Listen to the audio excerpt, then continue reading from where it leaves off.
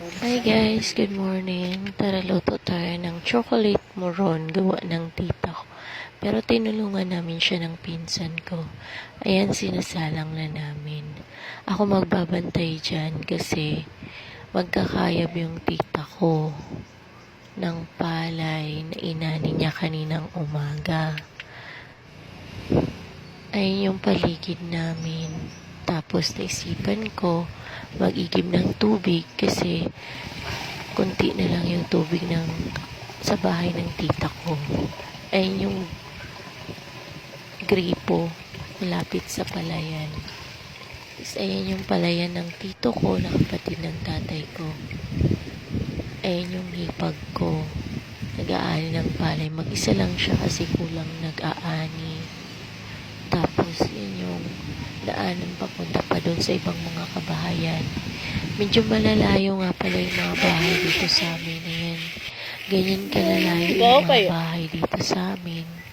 Hindi magkakadikit. Lalakad ka pa bago ka makarating sa another bahay. Siguro mga 2 minutes, 3 minutes. Ganyan yung lalakarin mo bago makakita ulit ng another bahay. Tapos yun yung pinsan ko, nakasakay sa kalabaw. Ililipat niya na yung kalabaw nila. Yun yung tita ko. Yun yung sinasabi ko na kayab. Yung hinihiwalay yung palay na may laman sa walang laman. Kailangan may hangin pag gagawa ka ng ganyan. Tapos yan, sinilip ko muna yung niluluto namin kung may apoy pa. Tapos nilagyan ko ng baon. Pandagdag sa sa pagpapaapoy. Yan. Natalsikan pa ako dyan ng tubig. Sobrang sakit. Kasi medyo nakaangat yung takip. Ang laki kasi ng kawali. Tapos yan.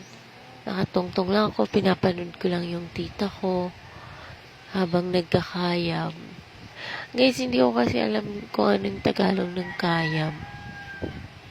Basta sa mga waray dyan, maintindihan nyo maintindihan nyo naman kung ano yung kayam. Yan, lang ako. Tapos, umupo ako, tapos nag-usap lang kami ng tita ko. Tapos yun, tinanong ko siya, sabi ko, kung luto na kasi hindi ko alam, siya na lang magtansya. Tapos yun lang.